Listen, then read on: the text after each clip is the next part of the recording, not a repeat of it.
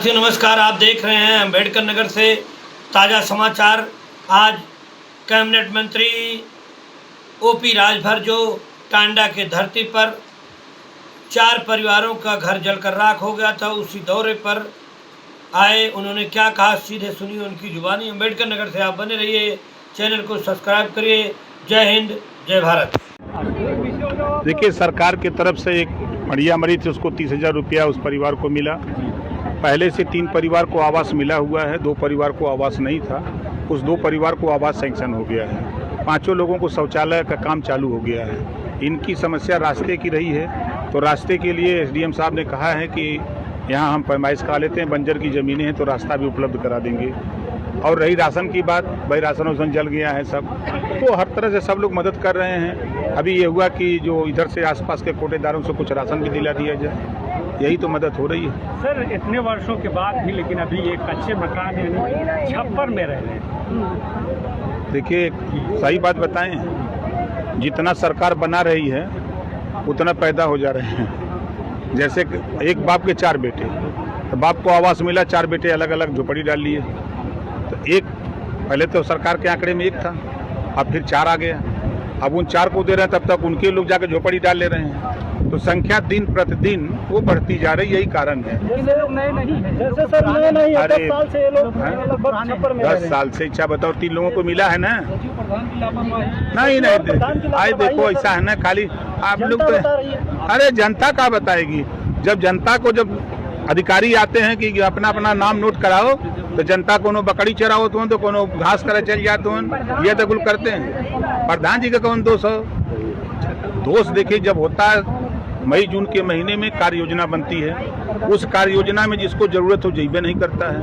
वो कहीं जाके बाजारे चल गल बा, तो कोई चल गल बा घास करत बा, तो कोई रिश्तेदारी चल गल। बता रहे हैं कई बार प्रधान और सचिव और वीडियो। अरे हम तो आए हैं, मर्दे हो तो गए, लब का करी बताओ। अरे अब हो गया, ऐसे तमाम लोग वंचित होंगे। नहीं वंचित, देखिए उनको कैसे सुविधा? देखिए, देश के प्रधानमंत्री की स्पष्ट मंशा है, हर घर को छत देने की मंशा है। हर घर को छत, शौचालय। आप बताओ, आज के 15 साल पहले खुले में शौच लोग जाते थे। अगर आप सड़क पर चलते थे तो सुबह शाम का क्या दृश्य था, और आज आप चल रहे हैं, आपको क्या दृश्य दिख रहा है? अंतर दिख रहा है कि नहीं दिख रहा है? आज 90% घरों में शौचालय बन गया। सरकार की मंशा है कि हर घर शौचालय हम दें। तो अब एक दिन में नहीं होगा, लेकिन एक दिन जरूर सबके यहाँ हो जाएगा। किसी दोषारोपण की बात नहीं है, यहाँ किसी की लापरवाही इसको मानने पड़ेगा। अब चलिए, हम आप ही की बात मान लेते हैं। चकबंदी से लेकर के आज तक बहुत से ऐसी ज़मीनें पड़ी हुई हैं, जैसे रास्ते की, नाले की या सरकारी भूमि है, आज तक उस पर कोई कार्रवाई नहीं हो पाई है। ऐसा क्यों है? जबकि देखिए, नहीं ऐसा, देखो हम आपको बता दें कारण क्या है। देखो, जैसे गांव में अगर किसी को बुखार आता है ना, तो गाँव वाले डॉक्टर झोला छाप वाले से दवाई लेता है। वो 3 खुराक देता है, 1 खुराक खाता है, आराम हो जाता है, तो 2 खुराक रख देता है। अब जब वो उसको बुखार नहीं छोड़, टाइफाइड हो जाता है, अब जब वो लगता है हाँकने, तब टांग फांग के जाता है ना। अरे भाई देखो, अब खाली आपके दिमाग। अच्छा ये बताओ, आपकी बात तो हम नहीं मानेंगे। हम पीजीआई, हम आपके मेडिकल कॉलेज, हम आपके लोहिया, हम आपके सिविल, हम लखनऊ रहते हैं, ज़्यादा बता रहा हूँ। मेडिकल कॉलेज की डेली की ओपीडी 12,000 है। आप बताओ, अगर मरीज ठीक नहीं हो रहा तो 12,000 कहाँ से जा रहा है? अरे CSC PSC पहले का था, अब आज का जाके देखो। चलो, आपका इलाज हम कराते हैं। चलिए, आपको प्रभार इस जिले का मिला हुआ है, लेकिन आए गए हैं और अम्बेडकर नगर में सिर्फ 1 सीट कटे हुई, जो चुनाव में भाजपा ने जीता था। उसके बाद तमाम चुनाव में आरोप भी लगे थे। तो आप क्या उम्मीद की जाए कि आरोप लगाने वाले झूठा आरोप लगाते हैं। आप लोग पढ़े लिखे हो। बसपा अपना वोट पा गई, समाजवादी पार्टी अपना वोट पाई। उसके वोट में से जो छीजन हुआ, वो 30,000 वोट हमारा वोट था जो उसको मिलता था। उस विधायक से पूछिए जो हारा है, वो खुद बता देगा कि हम क्यों हारे हैं। और इस बार 5 सीट जीतेंगे। हम आए हैं ना, धीरे धीरे गर्मी चढ़ रही है। नहीं, आप भी कहे थे कि जब सपा में कहे थे कि वो बाबा जाए, 5 जिता दिए ना, 10 जिता दिए ना। आप बताओ, अगर जितवाने की कुवत है तो हरवाने की भी कुवत है, नोट कर लो। ऐसा ही नहीं हम घूमते हैं, ऐसा ही नहीं होगी जी यहाँ भेजते हम। सरकार का आप विरोध करते हैं, कभी उसी सरकार से? यार देखो, जिस बैंड पार्टी में रहोगे उसी धुन पे बाजा बजाओगे। चलो। कि वो अनपढ़ जाहिल गंवार है, बकचोद है, वो समझ रहे हैं ना। अरे वहीं श्रावस्ती में आज भी जमीन कम से कम 200 एकड़ पड़ती है, वहीं जो है किला बना हुआ है, आज भी किला अवशेष है।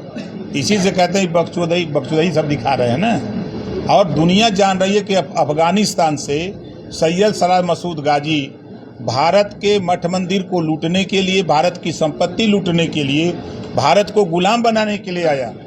585 राजा थे, तमाम राजा हारे। जब वो बहराइच की तरफ बढ़ा तो राजभर महाराजा सुहेल देव जी ने तमाम राजाओं की एक मीटिंग जुटा करके कहा कि देश सर्वोपरि, देश रहेगा तो हम राजा रहेंगे, नहीं हम गुलाम हो जाएंगे, सब लोग मिल के लड़ो। 18 दिन युद्ध हुआ बहराइच के नानपारा मैदान में। 18वें दिन गाजी बहुत पाजी था, जब देखा कि अब नहीं बचेंगे तो चला भाग। अब कुटला नदी के किनारे राजभर महाराजा सुहेल देव दौड़ा के वहीं मार दिए उसको। आज भी जाते हैं ना, वहाँ मजार क्यों बनी, रहने वाला वो पाकिस्तान, वहाँ अफगानिस्तान का। और अगर उसको पढ़ना है तो पढ़े, हम उसको बता देते हैं कि जब यहाँ मुसलमानों का शासन था तो उसका संविधान था आईने अकबरी। जब यहाँ अंग्रेजों का शासन था तो उसका संविधान था गजेटियर। उसमें उठा के पढ़ ले, इतिहास के पन्नों में जब जाएगा तब उसको मालूम होगा। ये सिर्फ वोट के लिए बोल रहा है। देश में जो लुटेरा था, जो देश को गुलाम बनाने वाला था, उसकी पूजा होगी। जो देश की सुरक्षा किया, देश की संपत्ति को बचाया, उसकी पूजा नहीं होगी।